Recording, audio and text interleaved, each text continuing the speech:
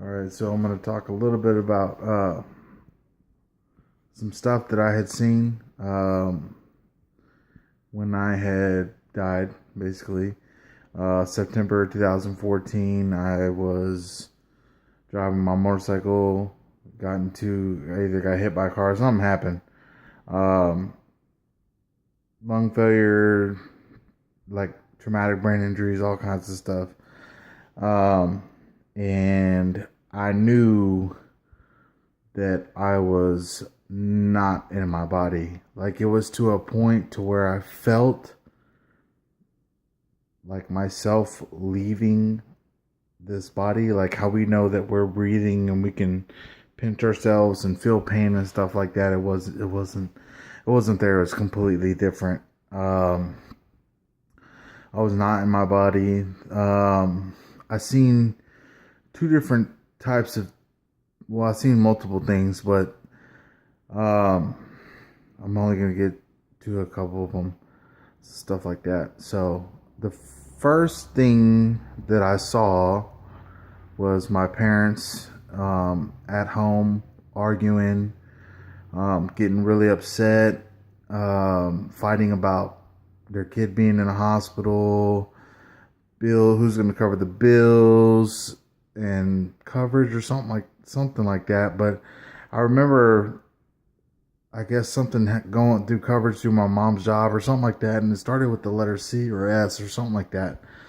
And it went from that to my parents and my baby mama walking up the steps to the hospital, and I was there, but they didn't know I was there. I mean, I would try to knock stuff off, and like my hand would go right through that stuff, and like I would try to cause any kind of stuff just to let them know that I was there and get their attention somehow, and it wasn't possible. Anyway, so they went up the stairs. I'm with them. There's like a hallway to the right. I follow them, or I go down the hallway, and there's like some empty rooms on the left, like hospital rooms, and I'm looking in there, and there's like empty hospital beds, and I crack a joke since nobody can hear me, and you know whatever. I just say, "Woo, I don't want nobody to walk in here," right? Like as a joke. And I look down the hallway, and there's a blonde man, like a blonde guy. I mean, it's looking like he's working there and he's cleaning up or something like that, but he acknowledges me and knows that I'm there. And I was tripped out because I had tried everything possible to get somebody to know that I was there. Nobody did, and now this guy knew I was there, which was kind of crazy. But and he cracked like a friendly joke back at me or something friendly. Yeah, I can't remember exactly what he said, and I wish I did. But I couldn't remember like what he said, but I knew it was not like harmful or anything like that. Um, and instead of me like getting a chance to try to figure out who he was or what was going on, it went from that to me over my body. I was floating over my body or over my body, and I was looking down, and they were like jumping me, trying to jump me back to life. They would try, and it did not work. And then I was like, oh, it's about to get serious up in here.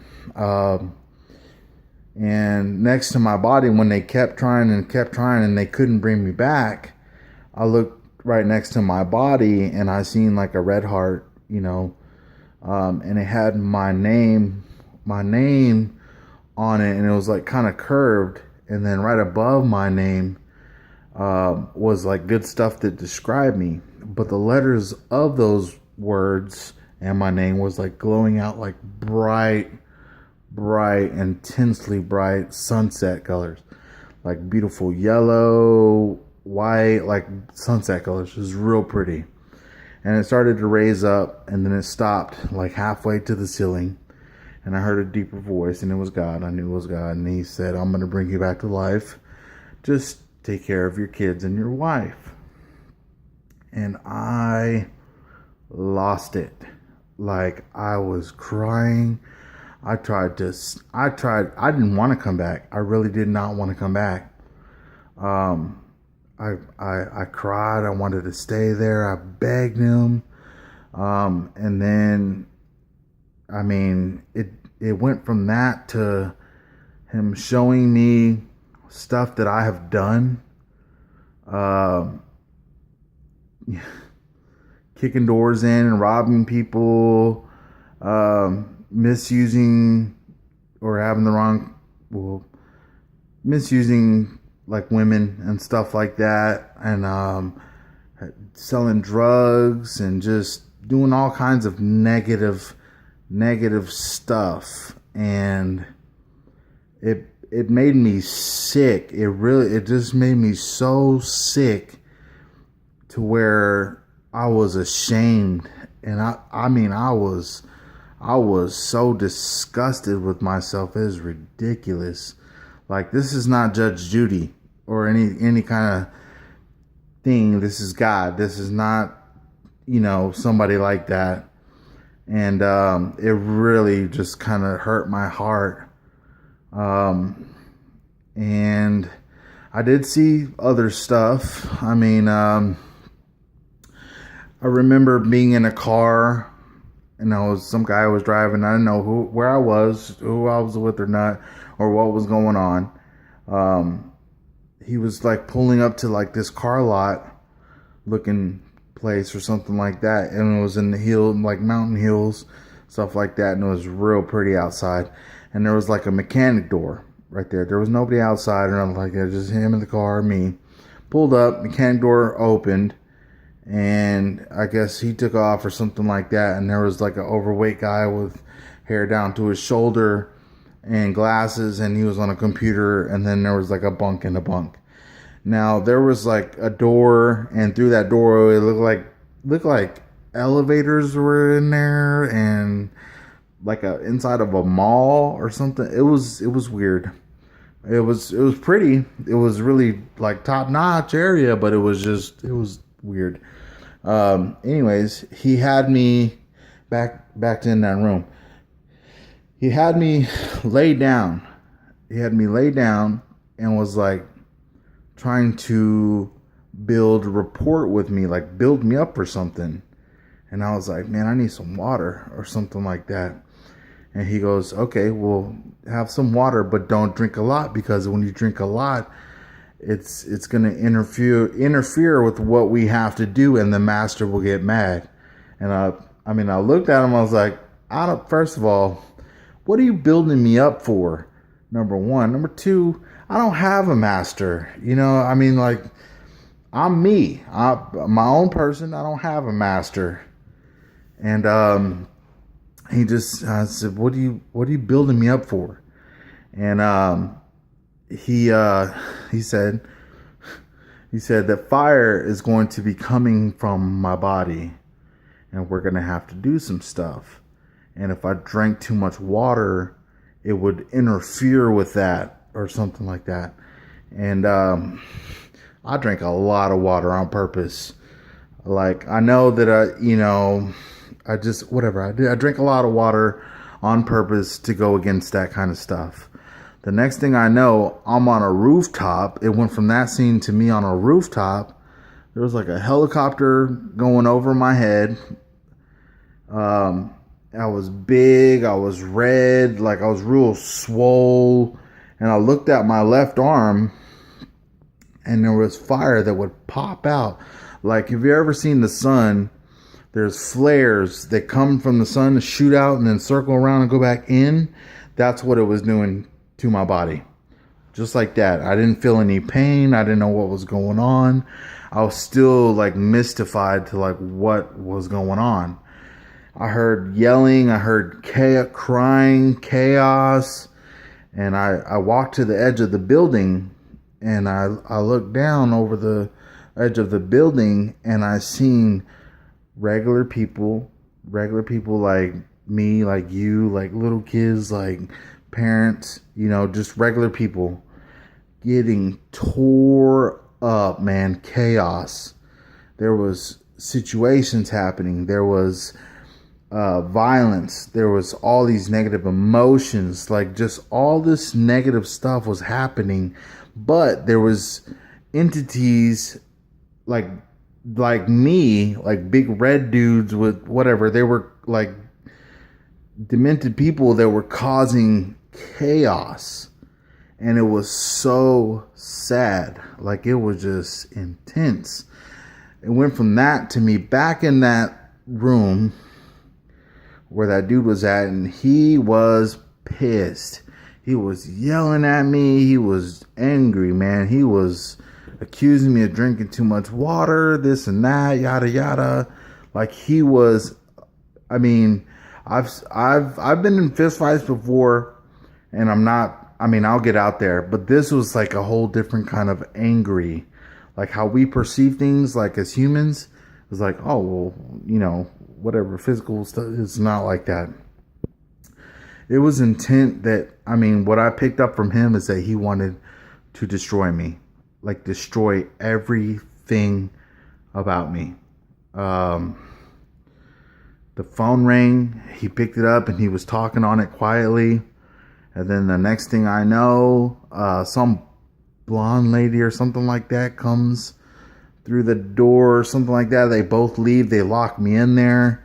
I'm trapped. Like, I'm locked in there. Like, I know it's not like crazy, like violence and stuff like that, but how I felt was torture. It was just like torture. Like, there was no letting up. But the feelings was so intense that it was not like what we feel here, like any kind of pain, like, oh, I broke my arm, or oh, I got beat up, or I got, she cursed me out or something like that. It's not the same. It's way more intense, how I felt. And back to the good side that I saw, I remember seeing land. I remember seeing, like, if I could describe it, it's like paradise times 1,000, and that is way, way short of a description. I felt there was like a wholeness that I felt. There was no wondering, like, knowledge was different. Like, I didn't have to think or have to figure out anything. Like, it was just already there. It feels better than like any kind of orgasm, any kind of drugs, any kind of love that I have for my kids, and way different. There's just like a wholeness, a completion there that I still to this day I miss. And I remember seeing a blonde lady, like, looking away, but I didn't get to see her face. She was looking away. So I did see a person. I did see land. And all these questions, I still have some questions, about this stuff. And I've believed in God and stuff like that. And I've been a Christian for my whole life. And I've done a lot of stuff like that, but this is just a whole new level of understanding and knowledge that's different. It's pretty intense, I know that Satan is real. That's for sure, and he's pretty pissed off that I didn't stay dead. And that God brought me back. When God brought me back, he said, I'm going to bring you back to life. Just take care of your kids and your wife. And he blew into me. Like, I heard his voice. It was a deeper voice to me. And I heard, like, blowing, like that. And I just felt myself, like, fully, like, get whole, I guess. Get whole or I don't know what, but it was weird. And he brought me back, man. And how I know Satan is real, of course I didn't see him whatever. I didn't see him, and I read through the Bible, and yeah, they talk about hells and flames. I didn't see none of that crap. Anyways, well, maybe not crap, but whatever. I didn't see all that stuff. I just saw what I saw, and I'll be 100% honest, no matter what. I'm not gonna lie. But how I know there's something there that doesn't want me connected with God is that when I get back, all heck breaks loose. Try to knock me down physically, emotionally, spiritually, and all kinds of stuff. I'm losing everything I have, all my clothes, every possessions that I've worked for years. I get kicked out of like 2 or 3 different houses, and I have to stay back here at my parents' house, which is not cool to me anyways, because I'm grown and I don't want to do that. But anyways, that kind of stuff. My son, 5-year-old son, gets molested. The physical therapy that I was in gets delayed or suspended because my baby mama came at me aggressively with the car. And they put me in jail and charged me with assault for this stuff. You see what I'm saying? It took 2 months out of my life. Yeah, I went to trial and I got not guilty, but you see what I'm saying? All this stuff is coming against me from somewhere. And I mean, it's a big thing, and as much as I want to say this or that or whatever, the most important thing that I've learned is to share the wisdom of God with people. Because at the end of this life, I didn't worry about my kids. I didn't think about my kids or my family or none of that stuff. It was totally different. It wasn't like that. To me, it wasn't. I don't know what other people have experienced, and whatever it is, what it is. I'm just going to say what it is. But I didn't experience that stuff. And all it really boils down to is how you are connected with God. And it just, so the knowledge of God and that connection is more important than anything that we have here, that we feel here, that we own here, that we run into here on this earth. Because this life is just a phase. I know we hear that all the time, this and that, but I mean, it's really just a phase. Yeah, we're all going to get old and we're all going to die. Or we might die from an accident.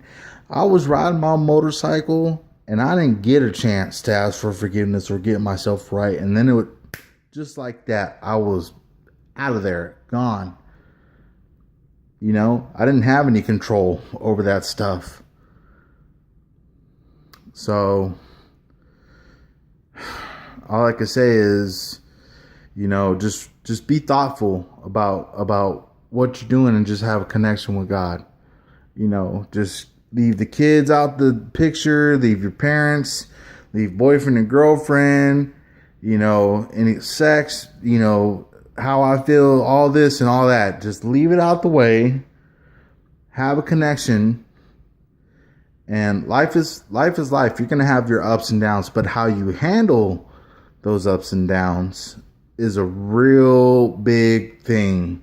Because from somebody who has seen from God what I used to do negatively, that is not acceptable, and it is painful. It is it wasn't like somebody poking me on my side or nothing like that, but it's different. Like the knowledge is different there. So get straight.